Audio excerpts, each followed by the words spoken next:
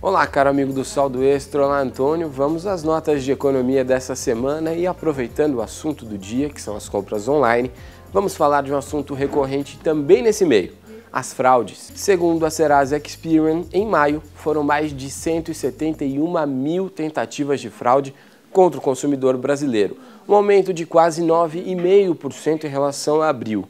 É uma tentativa de fraude a cada 15 segundos. Essas fraudes são conhecidas como roubo de identidade. O criminoso usa os dados pessoais da vítima para fazer algum tipo de negócio, como uma compra, um financiamento, a abertura de uma conta bancária ou até mesmo o pedido de um cartão de crédito. O setor que mais tem essas tentativas de fraude é o de telefonia, seguido pelo de serviços e depois pelo setor bancário. É importante ficar atento porque se você cair em um desses golpes, o prejuízo financeiro é certo, fora dor de cabeça para resolver o problema. Em primeiro lugar, procure a instituição financeira para tentar resolver o caso. Se não der certo, procure o PROCON. Se ainda assim não resolver, vá ao juizado especial civil mais próximo da sua casa. Isso pode demorar, mas deve resolver. Ainda assim, há o prejuízo possível de ter o nome negativado, de ficar sem o dinheiro momentaneamente, de não poder realizar uma operação financeira. Por isso, é importante demais ficar atento. Por isso, é preciso ter muita atenção e cuidado ao realizar um cadastro. Só faça isso em locais onde você confia, seja numa loja física, seja na internet. Dados básicos como RG ou CPF são suficientes para alguém te aplicar um golpe. A internet traz muitas inovações e facilidades, mas também algum perigo. Por isso é sempre bom se informar, procurar alguém que já utilizou determinado site para saber se ele é confiável ou não. E fique de olho sempre aberto, sempre se informe. Notas de Economia volta na semana que vem. Até lá, com você, Antônio. Olá, amigos da Novo Tempo. Está começando mais uma edição do seu programa das Boas Notícias Financeiras. Boas notícias financeiras para a saúde do seu bolso. É o seu Saldo Extra. Estamos aqui a cada semana trazendo informações importantes para que você construa uma vida financeira saudável e seja feliz com a sua família. Quando a gente fala em finanças, nós falamos em consumo, falamos em compras e vamos dedicar o programa de hoje para falar de compras online. É isso mesmo, o uso da internet. E para tratar desse assunto conosco, temos a honra e a satisfação de receber o jovem Emerson Andrade. Ele é formado em Administração de Empresas, fez o seu MBA na Stanford University, nos Estados Unidos, na Califórnia, trabalhou nos Estados Unidos na Microsoft e ele veio para o Brasil para montar um negócio que deu muito sucesso, que tem dado muito sucesso, e nós vamos usar a experiência dele, o seu conhecimento, a sua formação, como um case para nós fazermos aqui algumas avaliações. A título de introdução, eu quero lhe dizer, como todos nós sabemos, que a internet está aí disponível para muita coisa. Usamos a internet até para fazer ligações telefônicas, usamos a internet para as nossas relações pessoais, através das redes sociais, nós usamos a internet para buscar conhecimento, para estudar, fazer tanta coisa interessante, mas usamos também como um meio de negócio, de duas formas. Muitos usam a internet para fortalecer os seus negócios ou fazem dela também um negócio para a sua sobrevivência e outros usam para as suas compras, para o seu consumo, para o seu dia a dia, para facilitar a sua vida. Nós vamos dedicar ao assunto do uso da internet para adquirir produtos e usar alguns serviços.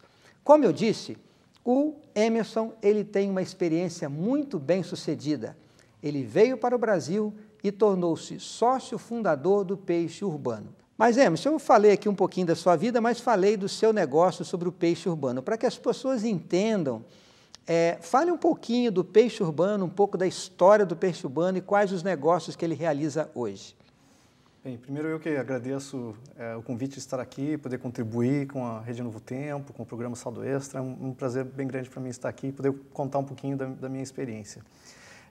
O Peixe Urbano é uma empresa, um website que eu comecei com 2 sócios em 2010, agora em março completou 4 anos, e ele é baseado na ideia de que as pessoas possam ter acesso através do nosso site a diferentes tipos de serviços, principalmente, e também produtos. Serviços como restaurantes, salão de beleza, hotéis e também produtos. E quando a gente começou, o foco principal era dar um desconto bem agressivo em todos esses tipos de serviços e produtos para que as pessoas pudessem experimentar alguma coisa nova, alguma coisa diferente, explorar alguma coisa diferente na sua cidade, né? E do ponto de vista de quem anuncia através do peixe urbano, daquele restaurante ou da clínica de estética, o objetivo deles é fazer a divulgação do negócio deles, né? Então, é uma maneira de eles atingirem centenas, milhares de pessoas através de uma ação onde eles dão um desconto, uma redução grande no serviço deles para atrair exatamente um grande volume de pessoas para experimentar. Na verdade, o peixe urbano então, atende duas classes de interesses, né? A gente tem foco nessas duas entidades, né? Quando a gente olha para os nossos usuários que vêm ao site, a gente quer ajudá-los a ter acesso a uma ampla gama de serviços e produtos a um desconto bem grande, bem elevado. E assim, com isso, a gente ajuda essas pessoas a explorarem mais sua cidade, conhecerem novos lugares ou fazer algumas coisas que elas nunca fizeram, por exemplo, pular de paraquedas, e aí elas têm a oportunidade, com desconto, de fazer isso. E o outro foco exatamente é aquilo que a gente chamou o nosso parceiro, que é o estabelecimento que quer crescer, quer divulgar mais o seu negócio e atrair mais pessoas, e ele tem a oportunidade, então, de, atraindo bastante gente, fazer um processo de fidelização para mantê-los. E tem também até um outro perfil, que é aquele parceiro que tem, às vezes, questões, por exemplo, de sazonalidade. São hotéis no litoral que durante o inverno querem aproveitar aquela ociosidade, ou restaurantes focados mais num tipo de comida, como o fondue, por exemplo, que se come mais no inverno e querem manter o volume durante o verão. Então, existem algumas formas que a gente pode ajudar esses parceiros a também crescer e desenvolver o negócio deles. Bacana. Agora, para a gente entender por que o peixe urbano se tornou um caso de sucesso, ou entender isto, fala um pouquinho do tamanho do negócio. Quando a gente começou em março de 2010, tínhamos ali umas 4.000 pessoas que tinham se cadastrado no nosso site. E o cadastro era muito simples, era só uma página onde dizia que em breve haveriam descontos de 50%, 90% em restaurantes, em salão, etc., todos esses serviços que eu já mencionei. E aí, 4.000 pessoas tinham dado o e-mail deles. E a gente disparou um primeiro e-mail no Rio de Janeiro, quando nós começamos.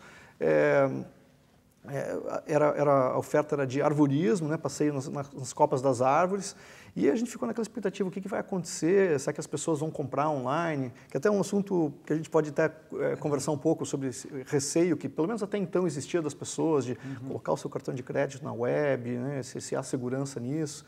E aí, naquela noite, nós ficamos na expectativa se alguém ia comprar aquela oferta com aquele desconto. E de manhã cedo, um dos meus sócios, o Alex, ele mandou um e-mail para mim e para o outro sócio, o Júlio, e falou: olha, tem 4 cupons aqui vendidos. Só que é o seguinte, um deles fui eu mesmo que comprei, o outro foi a namorada dele, mas tem 2 pessoas aqui que eu não sei quem são. E aí a gente olhou o e-mail e eram pessoas de verdade, né, que tinham realmente acreditado numa empresa que tinha um nome esquisito na época, né, que é Peixe Urbano, e tinham comprado aquela oferta. E aí, que começou o negócio, e a gente tinha algumas metas para aquele primeiro ano de 2010, chegar até o final do ano. Era uma meta, parecia muito assim, ousada de chegar de 4.000 pessoas que a gente começou, de ter até o final do ano 300.000 pessoas cadastradas no site. E ao mesmo tempo, o outro lado, né, porque volta sempre naquela estrutura, né, de os usuários e os parceiros. Para ter parceiros, você precisa expandir para outras cidades também, porque esse é um e-commerce muito focado na cidade, no local, né? Então a gente tinha meta, começamos no Rio, vamos começar em São Paulo daqui a algumas semanas, daqui a um mês, e chegar até o final do ano em 8 capitais do Brasil. O que acabou acontecendo foi que naquele ano, em vez de 300.000 pessoas, nós chegamos a 5 milhões de usuários em dezembro, e em vez de estar presentes em 8 cidades, em 35. Então, assim, foi um crescimento muito grande, né? E aí, para chegar nos números atuais, né, que foi a sua pergunta original, hoje o Peixe Urbano tem mais de 20 milhões de pessoas cadastradas, já foram publicadas mais de 80.000 ofertas, com 25 milhões de cupons, né, comprados, 25 milhões de ofertas compradas. E aí tem um número assim, que a gente usa, um pouco de quanto que as pessoas que compraram no Peixe Urbano economizaram por ter comprado, né, com o desconto. E esse número hoje está em 2 bilhões de reais, né, 2 bi. Então, que foi o que as pessoas economizaram comprando no site. Agora, o importante para nós aqui no programa, Emerson, é nós levamos informações para aquele que quer usar a internet para comprar e, quem sabe, alguém que quer fazer um negócio também na internet. Não necessariamente na mesma linha, ou pelo menos quer usar a internet para fortalecer aquilo que já faz. Para a gente chegar nesse caminho, eu queria conhecer um pouco do seu trabalho lá dentro, porque o que acontece? Como qualquer empreendimento, vocês têm a área financeira, têm a área de administração, área de marketing, área de vendas e recursos humanos. Qual é a sua área específica dentro do negócio?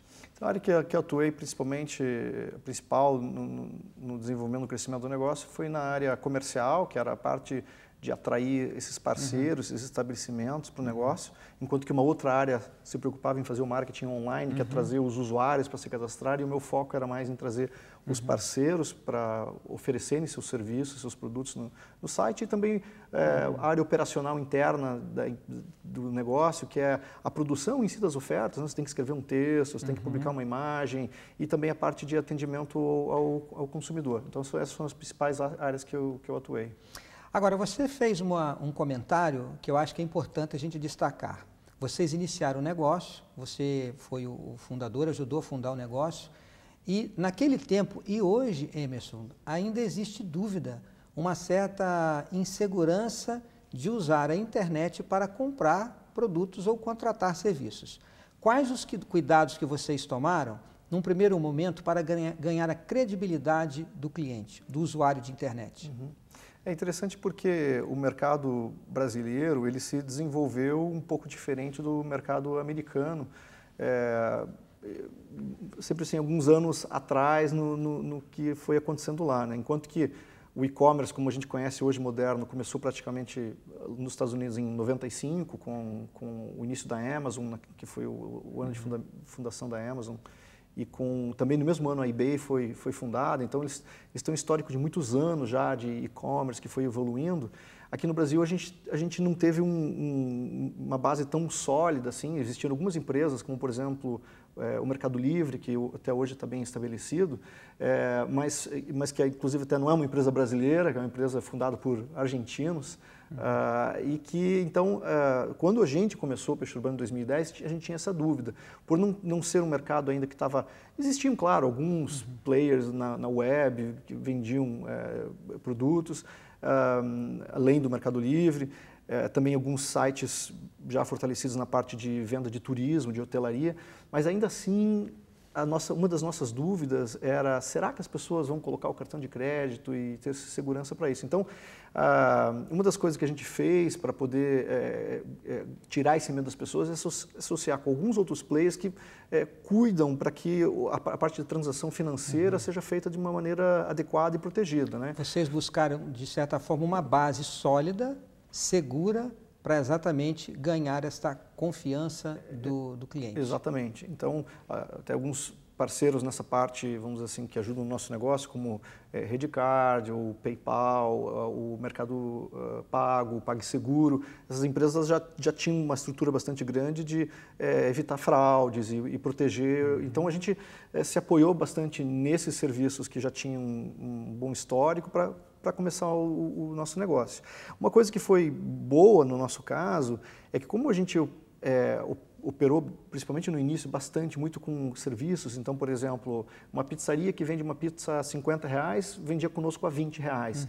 Então, o valor que você gasta é R$20, não é um valor tão grande, as pessoas elas tinham menos receio de fazer a primeira tentativa e ver e pensavam, bom, vou comprar, vamos ver se dá certo, né? É diferente de você comprar uma televisão na web e gastar R$2, R$3 mil, né? Então, o que a gente acompanhou nesses 4 anos é que o Peixe Urbano e depois outros sites que acabaram vindo até atrás no mesmo modelo que a gente trouxe para o Brasil, acabaram sendo um incentivador muito da primeira experiência de compra online de uma pessoa, exatamente por os valores não serem tão expressivos e as pessoas então usando o cartão de crédito. Agora hoje, passados esses 4 anos, eu diria que a gente percebe que assim é bem mais reduzido, já não há tanto esse receio mais hoje das pessoas de comprar na web. E até assim, numa faixa etária, assim, vamos dizer, acima dos 50 e 60 anos, que são pessoas que mais recentemente entraram na web, elas também passaram já a confiar mais. Então, já não é tanto mais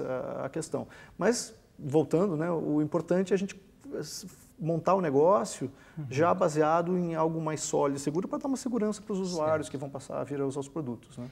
Eu acho que é importante nós chegarmos a uma conclusão sobre esse assunto, sobre o que você falou, e dizer ao telespectador, você que vai fazer uma compra ou contratar um serviço na internet, procure saber exatamente a base para você colocar ali os seus dados. Uma coisa simples que é importante a gente dizer, né, Emerson? Não faça um depósito naquilo que você está adquirindo, ou o serviço que você está contratando, fazer um depósito bancário na conta física de uma pessoa, por exemplo. Às vezes até numa conta de uma pessoa jurídica.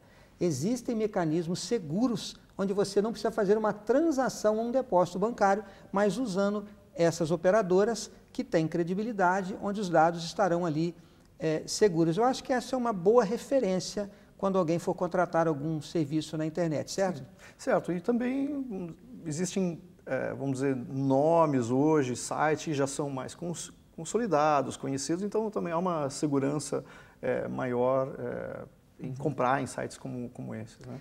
Agora, Emerson, quando nós falamos em comprar na internet, nós temos uma preocupação que envolve dois lados. O primeiro é este, né? A segurança de que os seus dados estão preservados, que você não vai ter nenhuma dificuldade, alguma surpresa desagradável. A outra está no serviço que você recebe.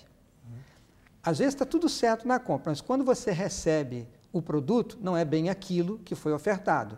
Ou quando você vai utilizar o serviço, não era aquilo que oferecia.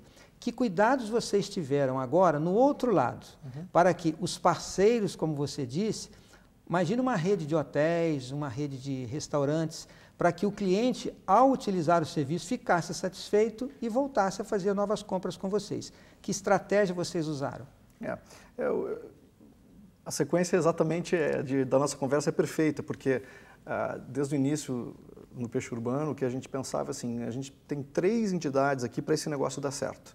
Uma são os usuários, então a gente tem que cuidar para que ele esteja contente, receba um bom serviço, o que ele compre seja aquilo que ele quer. Outra é um parceiro, que é o estabelecimento que está fazendo a ação, que ele tenha bem representado o seu produto, o seu serviço e que a gente consiga atrair para ele uma boa quantidade de novos clientes. E depois tinha o nosso pessoal interno dentro da empresa também, que é importante que eles estejam contentes e felizes de estar trabalhando nesse ambiente. E isso seria o resultado, o sucesso, se a gente conseguisse fazer esses 3 grupos estarem satisfeitos. Então, essa questão da qualidade do serviço sempre foi, do começo, algo importante para a gente. Então, como que a gente fez?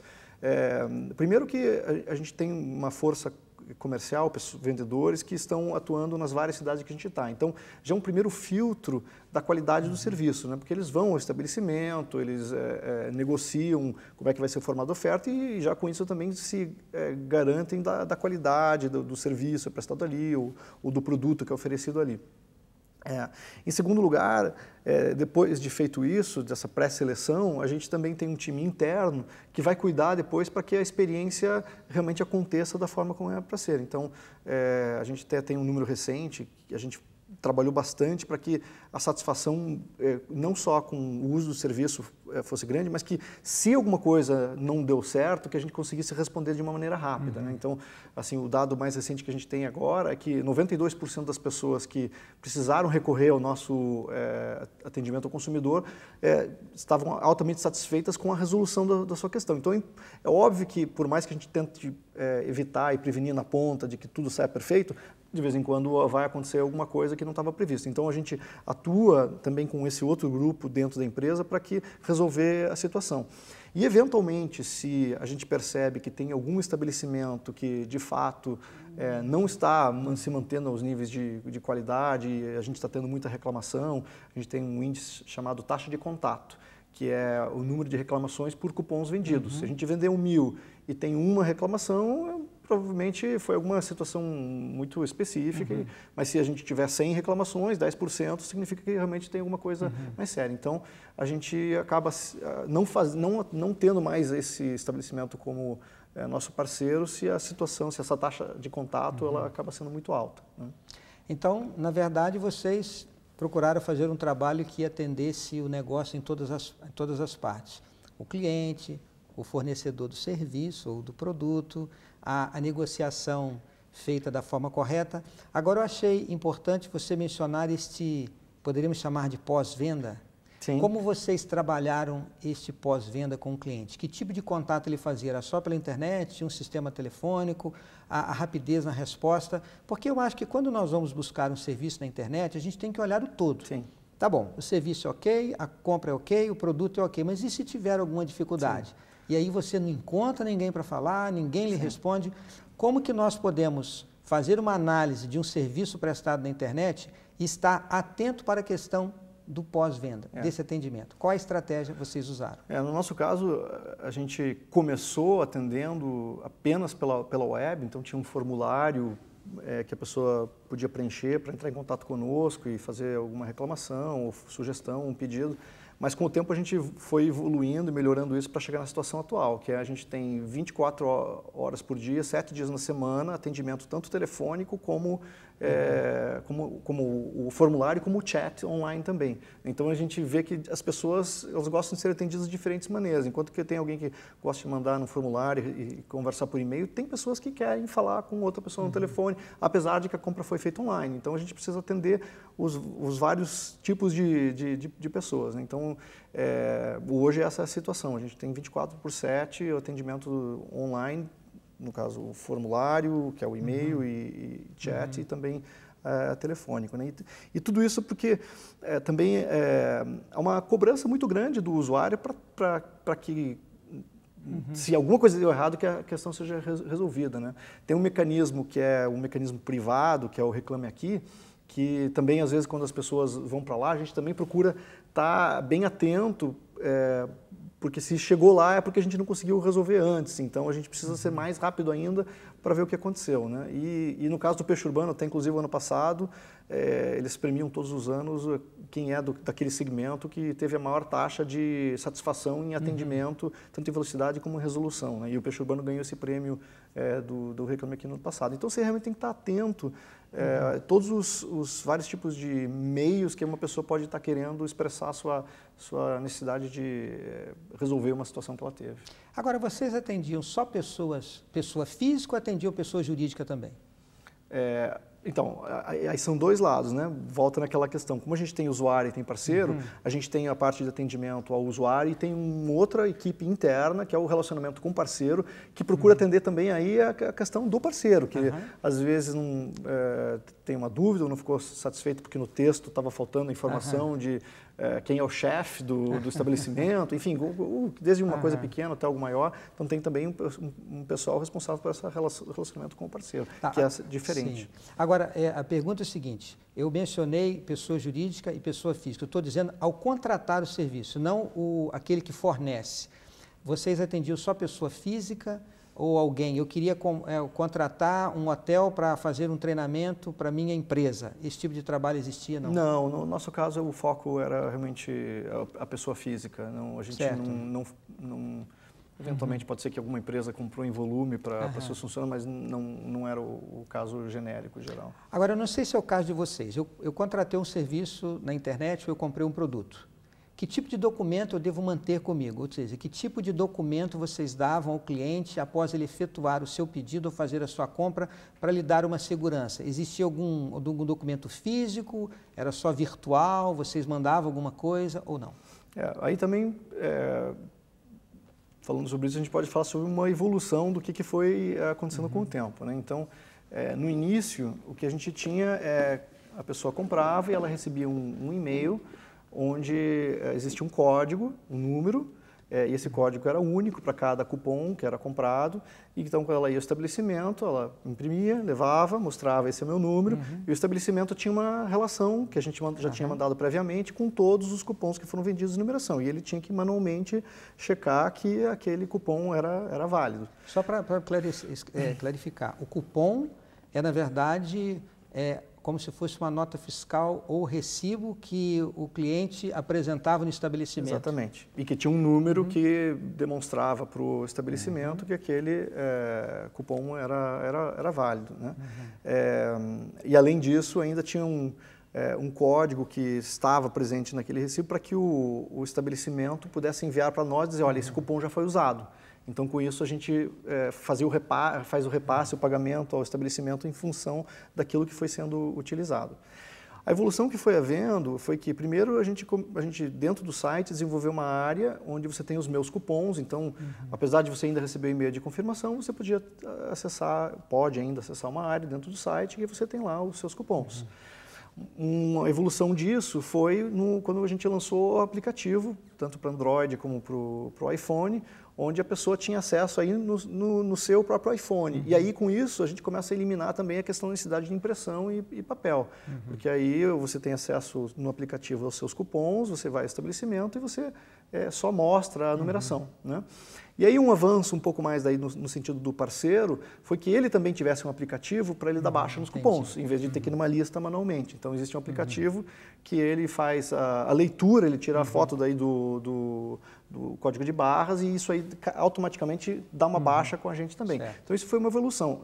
E até algo assim que a gente tem incentivado bastante aos usuários, aos parceiros, não haver necessidade de ficar usando papel, né? E isso possibilitou que o nosso modelo, que foi de negócio, que a gente pode até falar um pouquinho mais no segundo momento, mas que a gente também fosse mudando o nosso modelo de como que as ofertas eram apresentadas e utilizadas.